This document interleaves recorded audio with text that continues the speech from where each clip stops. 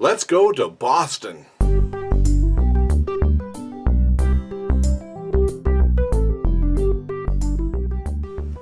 Hi, it's Paul and welcome back. Today we're going to talk a little bit about staging and how important it can be. But first, let's check out some fantasy dream homes in the great city of Boston. Okay, so first, before we head to Boston, I just want to show you, we're going to use a different real estate site this time. We're using Trulia, and I believe that's the way you pronounce it, but I'm not certain. But one of the things I like about Trulia is, boom, right here, they give you, unlike Zillow, you kind of have to scroll down Zillow, and here they give you this overview, which gives you probably the most important things you want to know about the property. So here it is: single family homes, 6 beds, 7 baths, built in 2004. Tells you how long it's been on, at least the Trulia's market. It gives you the acreage, the square feet. This is something Zillow could improve on. Why are you going to make me scroll all the way down the page and look at several different things? It's all right here in one spot. Now, that said, what I don't like about, and I'm going to close this window because we don't need it anymore. That was a property we looked at back in Scottsdale. What I don't like is the small viewing window.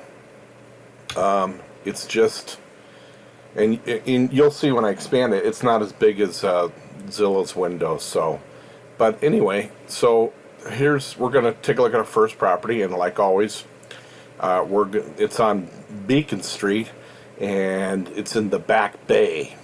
Now, I haven't been to Boston since I was a kid, and first of all, I'll apologize to people from Boston. I'm not saying it the way you say it. I'm sure it's Boston, but I'm a Midwestern boy, and this is what you get. So it's the Back Bay, and I didn't know what the Back Bay was, so I actually had to pull it up, and I was curious, and it says, the Back Bay is the affluent Back Bay is a shopping and dining destination along Newbury Street. Well-heeled locals frequent designer boutiques, fashion chains, art galleries, and patio cafes set in elegant brick townhouses.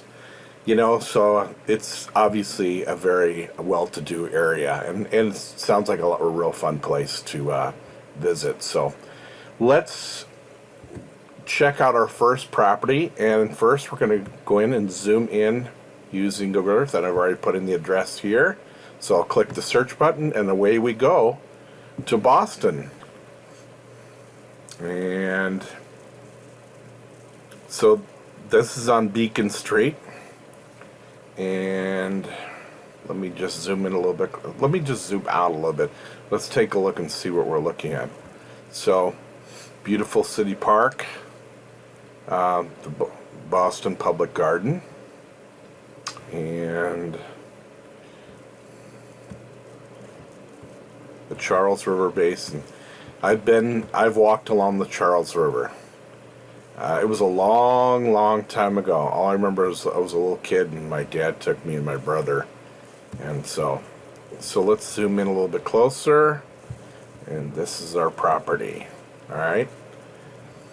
So just from above, it definitely looks like it's a well kept up area, more affluent area. So let's take a look on the website. Back to Trulia. And let's look at our property. So let's dive in for the first photo and see. That's what I'm talking about. They're not very big photos, so I'm going to expand my web window here. That's much better. So right off the bat, it's a very beautiful living room or family room. I would call this a living room. Somebody can, in the comments, can tell me the difference between a living room and a family room. And beautiful fireplace. In my opinion, you're either going to put two things above a fireplace, either a painting or a big screen TV. And I vote for the big screen TV because what am I most likely to do, and most people are likely to do in a living room or family room? They're gonna, besides visit and stuff like that, they're also gonna watch TV. So it's gonna be a lot more practical to have a TV. But if you have to choose, I'll choose a painting or a TV. I don't want to put the the TV over here and the painting here. So, or do both. It's possible to do both. So let's keep going. Kitchen, sort of a galley style kitchen. High-end appliances, definitely what you want to see. And there's a sort of a floating island here with chairs in the middle. Now, one of the things when we get into city properties, downtown properties, no matter what the city, unless you are, well, typically you're just going to be limited. Even in the wealthier homes, you're just going to be limited in the internal space. So you want to maximize the space as much as possible. So you're just this kitchen is a very practical kitchen for the area we're looking at. Let's keep going. Now, I love this, and I'm sorry I have to comment on the furniture. To me, this is these are beautiful chairs to fit the room. What I love are these curves to match the curves. It just is perfect for this room. Another stunning fireplace. Gorgeous. It is a gorgeous room. And this is probably the front foyer where I'm guessing the front door is going to be over here, and then you're going to go into the house this way. And already let's see, so we're 4 bedrooms and 7 baths. This is one of the bedrooms, another gorgeous fireplace and TV above the fireplace. Smart move. Big bathroom. Unusual. Now, I'm kind of curious about these glass doors. I hope there's another view looking the other way. Dang it. Don't you kind of want to see where we're looking from? I mean, how do you get into this room? Do you come through this glass sort of partition? Or are we actually standing in a glass shower and there's a door over here that we don't see? Curious minds want to know. Okay, so here's your entertaining deck, and I think this is really cool. This is where you have your barbecues. Probably don't smell a lot of barbecues in the middle of the city. But this is pretty cool. I imagine that's pretty amazing view. Okay, so we're already at 8 of 9, so they've shown us what they want to show us. This home is going for $15.5 million. 4 bedrooms, 7 baths. And that's it.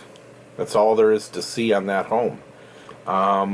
What I want to do is we're going to go to the second property. It's on Commonwealth Avenue. And interestingly, or I guess not, what am I saying? I have family from the East Coast. Actually, almost all of my sisters and my mother and father came from the East Coast, so I recognize a lot of the names of these streets and everything. So let me pop this in here real quick.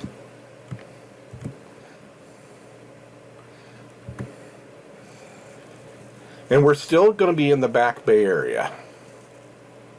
Yeah, so we just went down a few blocks. Okay. Now let's take a look at these pictures.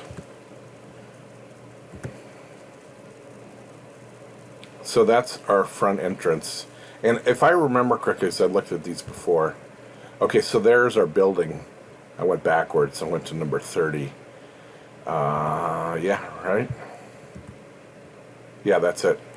So that's our front door.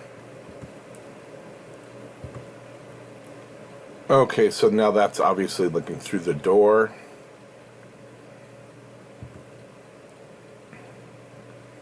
Hallway. Oh, that's actually looking probably back out towards the front door.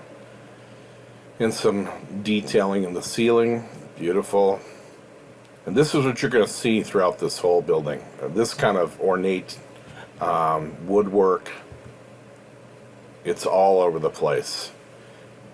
And I'll comment more on that later. I'm not trying to rush through. So here you have, well, there's a lot of things going on here.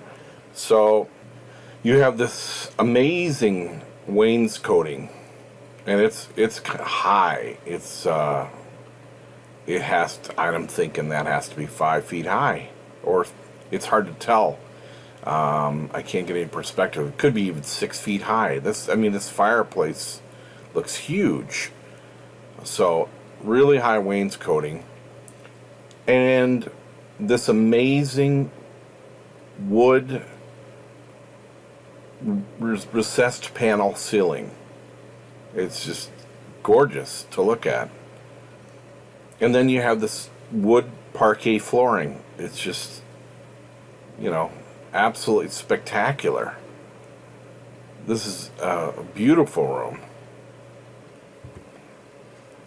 And look at the carving. We're going to get a closer look at this, but there's a sort of mural piece up there. I want to get a... There it is. It almost looks like that's stone. You can't tell really, but that's... I mean, this kind of detail, and you're going to see it again and again and again throughout this piece. There's a closer look. That you can't find that anywhere. I mean, it's only in the really old buildings. It's a shame because it's so beautiful. Now, I'm going to stop right here. And by now, I want you to notice something, because we're already 12 pictures in. What is missing from all of these pictures? Anyone? Class? Anyone? The answer is, that's correct. Furniture. And I have to take a moment and talk about staging here and the importance of staging. And I know a lot of you know what staging is, but there will be some people who don't know what staging is. And it can mean a lot of different things. So like for existing home, it means, getting rid of the clutter and making your home look good for real estate people coming through, along with potential buyers coming through and looking at your house. But a vacant home like this, when you see this empty like this, it doesn't cut it. If you're interested in getting the highest price possible, you want to furnish it. So it's really about strategically arranging your furnishings and decor to make the house look its best when selling. So this may involve a refresh of your belongings, or renting furnishings on a and decor on a temporary basis. So you've got to understand how important this is, and the staging is worth the time and the effort when selling your home. And in 2017, just last year, the National Association of Realtors, they did a survey, and they found that 49% of home buyers, agents, believe staging affects most buyers' view of a home. And 77% of buyers' agents say staging makes it easier for people to visualize the property as theirs. Staging can also increase the sales price.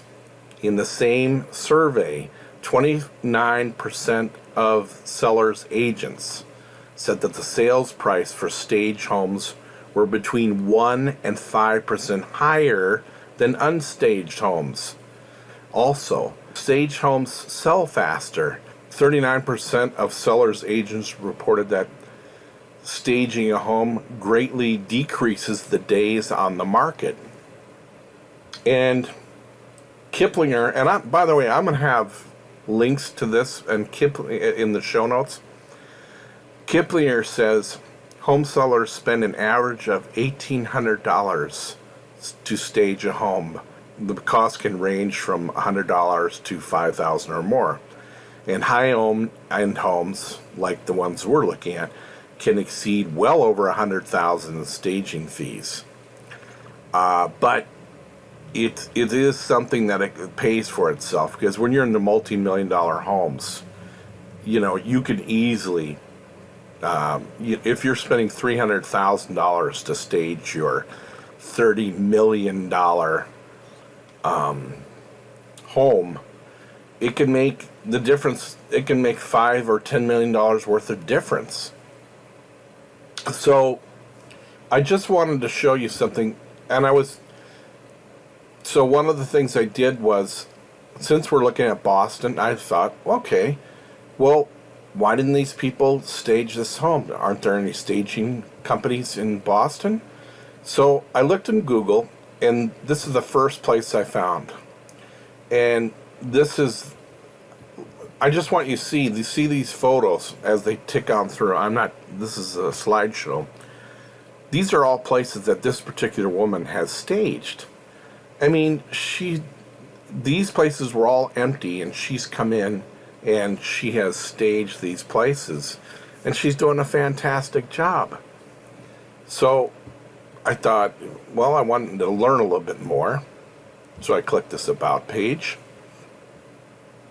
and I just started reading through this and what makes us different. And this is the founder of this particular company. And I'm not being paid here. I'm just curious about this. She says, we style homes so they are appealing to the demographics of the expected buyer. We don't just make homes look pretty. There's a science about it, which is brilliant right there. That's exactly what you want. You're trying to sell your property, so you're thinking about the buyer in mind. And then you're going to stage it according to them. You're going to put in the kind of furnishings they want to see. And then she says, we offer services for every budget and every type of client. Okay, that's cool. See, and so staging, it's not just for the wealthy. Modestly priced homes need to be staged as well. Let's see, we only offer one level of service, which is beautifully done, blah, blah, blah. Our service doesn't end with when we walk out the door. We offer ongoing support for the homeowner. We provide beautiful and unique furnishings and accessories. So usually the way this works is, I've actually done some research, is they're going to charge you what's called a consultation fee. So they're going to come to your house, and they're going to walk through the house, and they're going to make a bunch of suggestions. And that fee, it's usually between $200 and $500. And then they're going to take care of the work. And let's see. So I clicked on this services and for vacant home, because I wanted to know, well, what's involved. So she says, our team first evaluates the home to determine which rooms will most benefit from staging with furniture. Because remember, not everybody's, you don't necessarily have to furnish the whole place. The most common rooms include the master bedroom, living room, dining room, and any other room that is possibly confusing to a potential buyer. Along the way, we ask questions like, who is likely the buyer? How long do you think the home might be on the market? Blah, blah, blah, blah. And let's see. And then we then move forward with the project, scheduling delivery and placing the products on order. On the day of delivery, we meet the truck. See, you don't even have to be there. That's the beautiful thing about this. They supervise the delivery, and then they basically move it in, and they set it all up, and then when it's sold, they pick it up, and, you know, it's all done for you. So my question is, especially for high-end like this, why wouldn't you stage the place? Because it's going to be something that's going to pay for itself. Now, what I wanted to do is, to be fair, I picked another staging company. Now, this one is located in New York, and I read about them in Forbes magazine. And this woman had this owner of this company had a particularly good quote, I thought. And this article that is in Forbes, I thought was a great article. And what I love this quote. She says, the difference between interior design and staging is that interior design is targeted to reflect the person you are designing for. Staging is depersonalizing. It is about broad appeal, something everyone will like, without feeling sterile. It has to feel authentic as well. So to me, that really sums it up. It's about, you're really trying to sell the place. You're not trying to put the decoration print of the person who lives there. It's about the potential people who will be living there. And I love this business because they do it all. This particular one's located in New York City, and they do everything. They do here's your furniture rental. They also offer photo and video services where they're going to come in and photo your home and stuff for sale. And they'll do regular interior design as well for your home. So, and interestingly, they said that this particular one, this is her warehouse where she stores all her furniture for. In the article, they said that this particular woman, it cost $300,000 for the staging fee for this. It was an apartment that was on the market. I think it started at something like $33 million or something like that. But she said the buyer also bought all of the furniture as well. It's just like, she loved the staging she so much, she said, and I'll take the furniture with it. So, to me, it's a good idea, and I'm going to put links in the show notes. So let's keep looking. And so again, the detail in this is incredible, and I almost think you should do a video when you're shooting something like this, because you have to look really hard, but you can see it. It's all there. This woodwork is phenomenal. It's an A+. It's as good as it gets. This glass is good, and I'll bet you get up really close. Every one of those has beveled edges, so it's not just. There's all kinds of detail that from afar that we can't see that probably is there. So I mean, this is absolutely beautiful. Imagine how it would look from a buyer's perspective if it were staged. So I guess you could still do wood-burning fires in Boston. There are some cities where you can't do that anymore. Look at that ceiling. Isn't that amazing? What is this? And that's my question. Is this, it looks like we're in a judicial, setting. That's the judge sits back here. We're in a federal district court somewhere. I mean, this is incredible. I just want to know what this is, and unfortunately, there's no other views of it. Now we're in a different room, right? I mean, aren't we? Because that's not the same there. This is amazing. So this is, I'm guessing, this is a kitchen, right? I mean, but look at that. You don't see that anymore. And that's what's so sad about, I can't speak for Europe, but in North America, this kind of construction is not even existent anymore. You have to either have to buy that online. There are all kinds of places where you can find this kind of woodwork, or you are going to pay such an exorbitant fee because people you don't have the craftsmen to do this anymore. It's just amazing, absolutely amazing. Look at that, incredible. Get closer. I hope we get closer. Yeah, look at the detail. Insane. It is crazy. That is beautiful. God. You could spend half the day just walking around staring at the woodwork. It's phenomenal. Although it looks like it needs some dusting there. It's gorgeous. Absolutely gorgeous.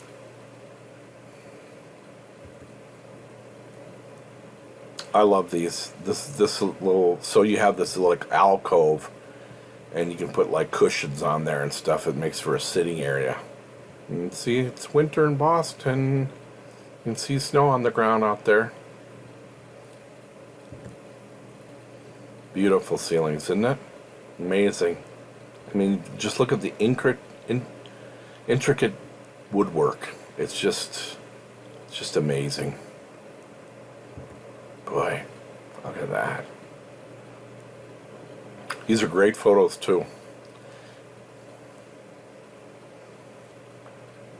If you like to read, this is the place to be. Look at that detail. Whew. Just see, when you see, so this is a 10.9, it's $11 million home, 10.99, right? When you see details like this, it kind of helps justify the price. You're going, well, you know. Now, this one surprised me. So, we just went from an entire home with all of this amazing woodwork, and then we jump into this. To me, this doesn't even work. It is completely the opposite of what we just saw. It's just this stark white, you know, it just is strange. And maybe it's just me. I would want that antiquity, if you want, carried into this room. This obviously has a master bathroom. So there's a giant walk-in closet. Cool. You know, nice looking. I don't know. This is one of probably the spare bedrooms. And staging would kind of take that question out of our minds. Another room.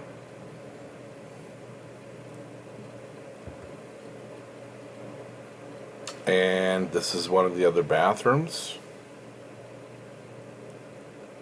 Okay. And now we're at the end. So, that was Boston. It's a beautiful city and some beautiful homes. Well, those were some pretty cool homes, and we got some pretty cool information too.